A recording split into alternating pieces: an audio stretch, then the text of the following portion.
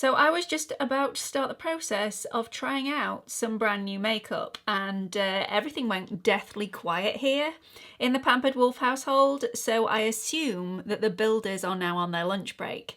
So I thought I would switch the camera on and actually try and film this. Hopefully we get through it all before they start banging again. So I'm just priming my eyelids with the P. Louise base in the shade 2.5. Hi everybody, by the way. If you're new here, my name's Gemma. I upload new content on YouTube every single week, and I would absolutely love it if at some point in this video, if you're finding it helpful or entertaining, please consider clicking on the like button, the subscribe button, and also the notification bell. Hopefully we'll have fun trying out all this new stuff today, and there's a lot to get through.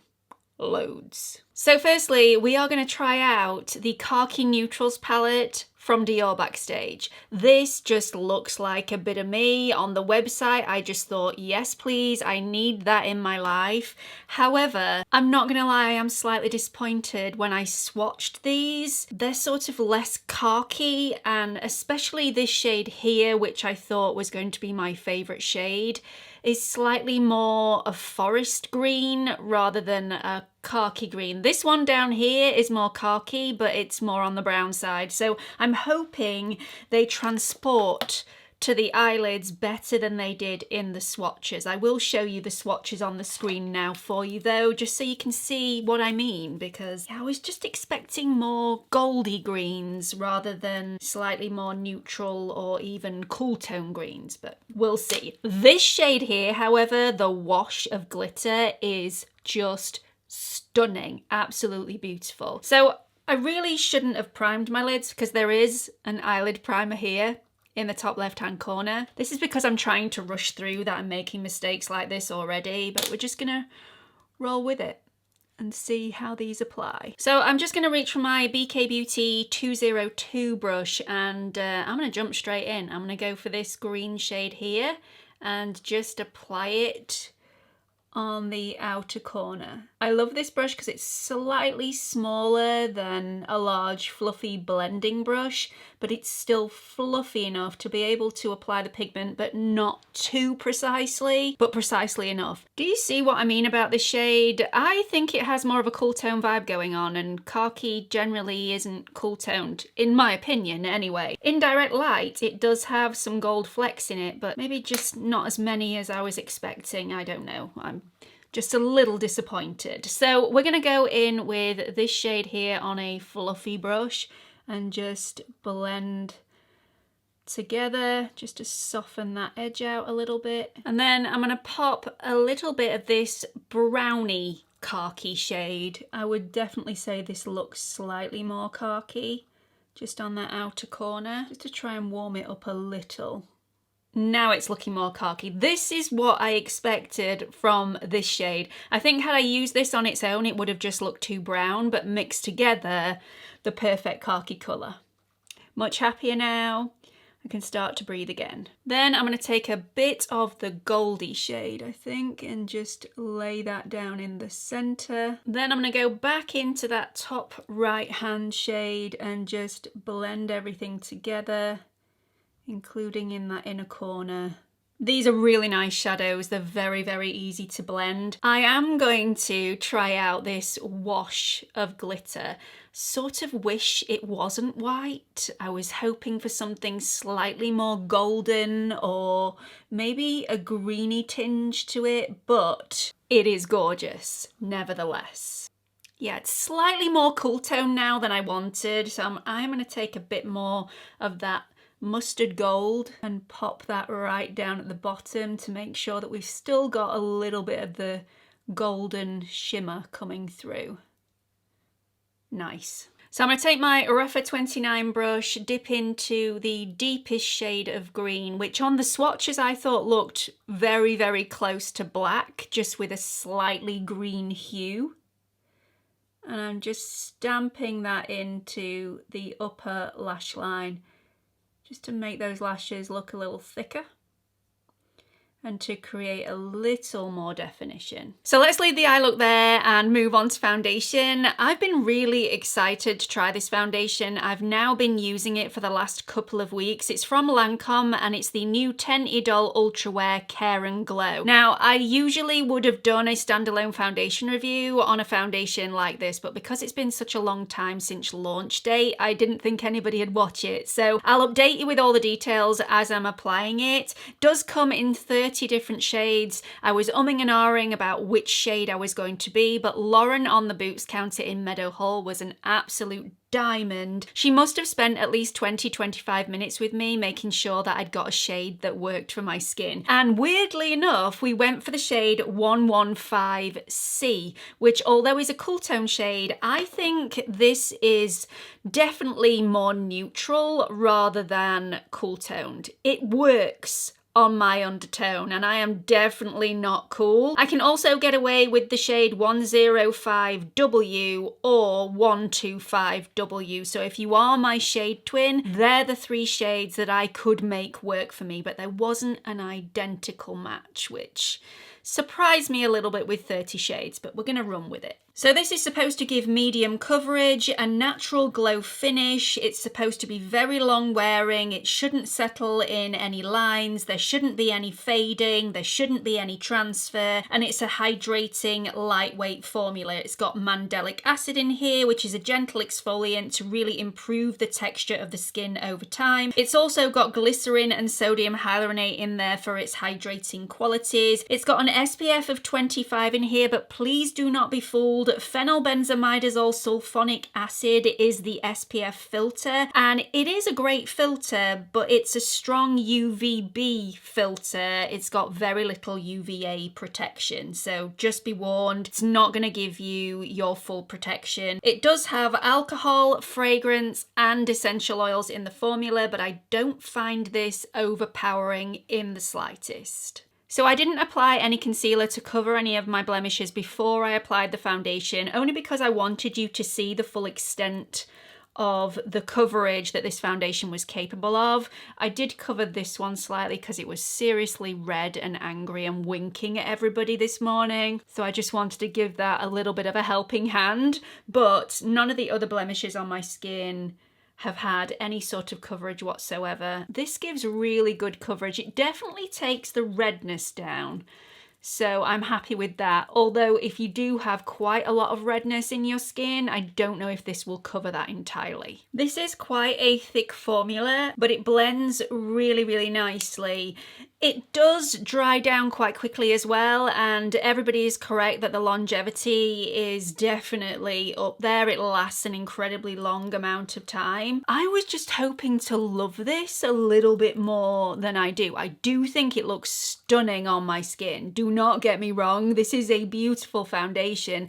I think I was just holding it on a pedestal because I'd watched so many reviews on this and everybody said it was the best thing ever. So I was just thinking this was probably going to be a magic foundation that was going to cure all my woes and just fill my heart full of joy, and it doesn't do that, but it definitely looks beautiful on my skin. And I will be wearing this for a long time today because I'm taking the kids to the ice hockey later, so it's going to be a long night. I already know this is going to be 100% intact on my skin when I come home, so it will still look like this. Moving on to concealer, I've got the Future Fluid from Milk Makeup. I have been dying to try this out on camera. I've only tried this out on bare skin so far, so I sort of know how it's gonna work, but not with a full face of makeup. I picked up a couple of shades. I was so certain that 3N was going to be my shade. Well, 3N is on the left and 4N is on the right, and 4N is definitely going to be my shade. 3N is way too fair. So I'm gonna try 4N out, put a little bit on the back of my hand and just go in with my finger.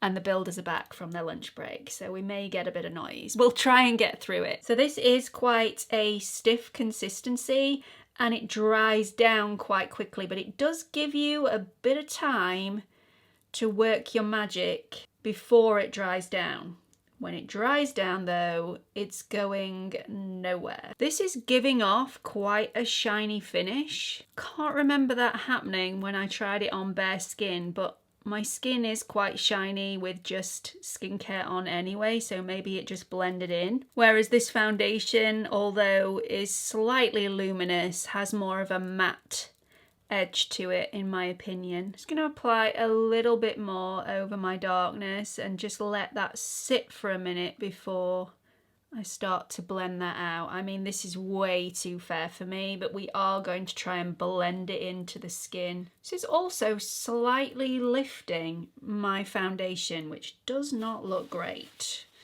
So let me just go and wet a sponge and I'll be right back. Okay, so the damp sponge definitely helped that situation, but I am just going over the tops of my cheekbones with a little bit more of the foundation just to blend that back in. That has never happened before, but I am glad that it happened on camera because at least you know the full extent of sometimes the troubles with application and new products. The concealer is definitely too fair for me.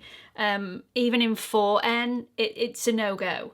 So, it does look very, very ashy underneath my eyes. I don't really know where to go from there. Whether I just put a little bit of the peach Lowlighter on underneath, I'm not quite sure if that's actually going to have enough welly. Let's try it out on one side. So this is from RODIAL and it is the peach Lowlighter.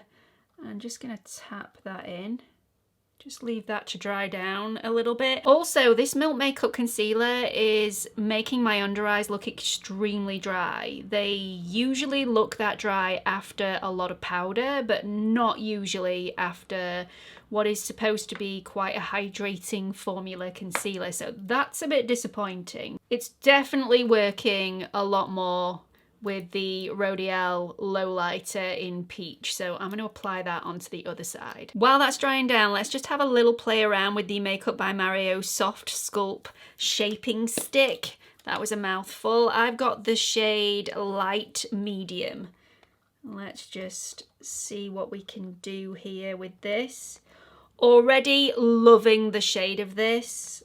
Absolutely beautiful shade. I'm going to go in with the BK Beauty 101 brush and just blend that outwards. This blends out completely effortlessly. I think it was a little bit better when I left it on my skin for a tiny bit longer. The blend was actually nicer, so I'm going to apply a little bit more to my forehead and just leave that for a second before I blend it out, because I think I got a better result that way. Okay, let's blend this out now. Definitely better. Love that. Really, really liking that. Effortless to blend. No patchiness. Okay, so now my under eyes have dried down. I'm going to apply a bit of the HUDA powder, but I've picked this up in the shade Cherry Blossom Cake, which is a pinky toned powder, and this has been out in the US for ages. I think you've only been able to buy it at ASOS in the UK. I was never bothered to actually pick it up, but thought it was about time that I gave this a try. So I'm just going to apply a little bit on a damp sponge. Look at the shade of this. This is just something else. I'm actually quite concerned. How is this going to work on my under eyes? Press off any excess on the back of my hand and let's just see. I like that. Okay, I wasn't expecting that. I really like that. I think that's incredibly pretty. And had I not already applied the Lowlighter from RODIAL, I think this would also have helped to disguise my under eye circles with it having a pinkiness to it. I like that. Incredibly smooth as well, but I already knew that because it's one of my favourite powders of all time. I have it in the shade Pound Cake, which I use all over my face. I will now use this one underneath my eyes. I really like it. Good job, because I had to buy the full-size version. So I'm just going to apply a little bit of the shade Khaki just underneath that outer lower lash line, just to add a bit more definition to that outer edge. This is the most beautiful shade, definitely my favourite shade in the entire palette. So recently I picked this up from Cult Beauty. This is the Huda Beauty Legit Lashes in the Empowered version. This is limited edition. I have no idea if I've just bought the exact same mascara that I have in my drawer, just in gold packaging. Really don't know. And there's nothing really on the website that says that it's a new and improved version. It's just the Empowered limited edition version. Anyway, I enjoyed the original, so if it's not an improvement on the original, it's okay by me. I do know that you have to apply the volumizing mascara first, and then you apply the lengthening and curling over the top. So I just curled my lashes, and we'll just apply a couple of coats of the volumizing mascara. I love the wand on this. It's very easy to use, and because it's slightly triangular, you really get those outer lashes that are quite difficult to reach. Let that dry down a little bit. Go back in with the second coat, and the second coat is where all the magic happens. So once you've got the volume to where you want it to be, you just let that dry down the tiniest amount, but it does still need to be damp when you apply the curl and length side. Now the curl and length wand is more concaved, slightly more like a crescent moon shape. So I'm really going to go all the way from the base of the lash and push up to lift the lashes. Look at that. Really beautiful. It's exactly the same as the one that I have in my drawer, I'm not gonna lie. So if you've got the original Legit lashes, don't be a fool like me and just buy one because it's gold and pretty. It is very gold and it is very pretty though. Okay, just gonna apply a little bit of my Huda Beauty powder in the shade Pound Cake, and I'm just gonna dust that on to take away a little bit of the shine. Then we're going to go into blush. Now you've already heard me talk about this blush plenty of times before because it was in my 5 products that I cannot wait to tell you about. These are the Gucci blushes. Funny story about these, I ordered 2 shades, one of them in Tender Apricot, and there was another peach shade that I ordered. Turns out that the peach shade, which is 04, has 2 different names. So although on the website it says something peach, when it comes it's called Bright Coral. You'll think you've got the wrong shade because it's a different name, but it's one and the same. So just in case you ordered 04 at the same time as me and thought, what on earth is going on? That is what is going on. So I'm actually going to be using Tender Apricot today, which is my favourite. Absolutely love it. Just going to dust it on the tops of my cheekbones and just slightly round towards my temples just to give that lifted effect. There's nothing like this shade.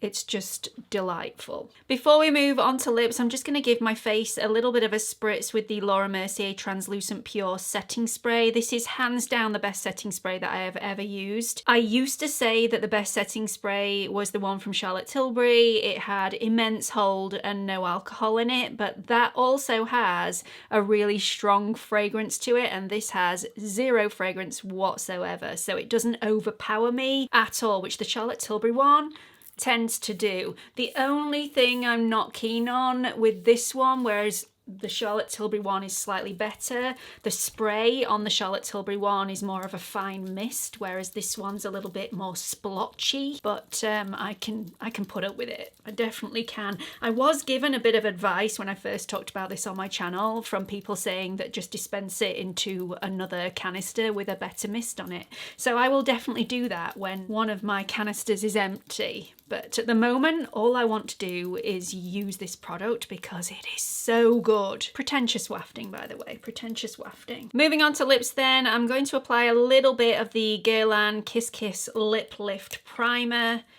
Just patting that on and then smoothing it out.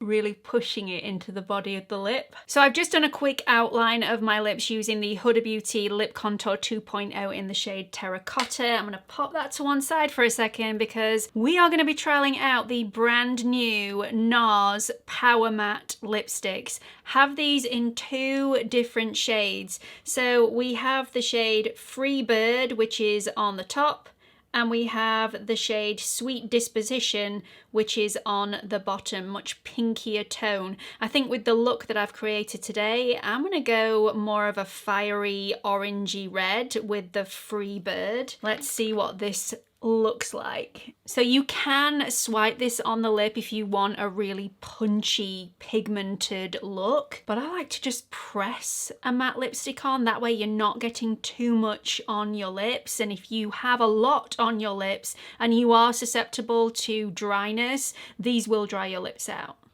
I love this shade. What are your thoughts? I don't usually go for something so bold. It is a statement, but it is a statement that I am definitely willing to make today. I just think it is so pretty and definitely goes with the overall look. Like I said earlier, this is a drying formula, so if you do suffer with dry lips, you are going to have to prep your lips beforehand, maybe apply a little bit of primer to the lips, maybe apply a little bit of balm onto the top of the lips, but this is bulletproof, completely bulletproof. I mean, nothing, absolutely zero on my glass. So it's going to last, and it's going to last all day. This also fades perfectly on the lips. It doesn't go patchy, it fades all in one go, very, very evenly. Yeah, I'm really pleased with that. So that's the final look. Let me know your thoughts in the comments section. I think the only disappointment for me was the Milk Concealer. I was just expecting more from this. I know that it is way too fair for me, so that will be one of the issues, but the way that it made my under eye look just makes me know that even if I got this in a darker shade, it probably wouldn't be suitable for me personally. So everything else I really liked, and I was pleasantly surprised by the Dior Backstage Khaki Neutrals palette. I thought I was gonna love this, then was disappointed by the swatches, and then it all turns around that the shades transport so much better on the eyelid than they actually did on my arm. No idea why, but that's just how it is. Love this palette, will use it a lot. So that's it for this video, and funnily enough, I wasn't interrupted by the noise that frequently, so well done to the builders. You may have been able to hear them slightly in the background, drilling and banging and stuff like that, because they are right next to me, but all in all, feeling like we've achieved something this afternoon. Anyway, really hope you've enjoyed it. Please don't forget to like and subscribe, and hope to see you all in the next one. Bye everyone.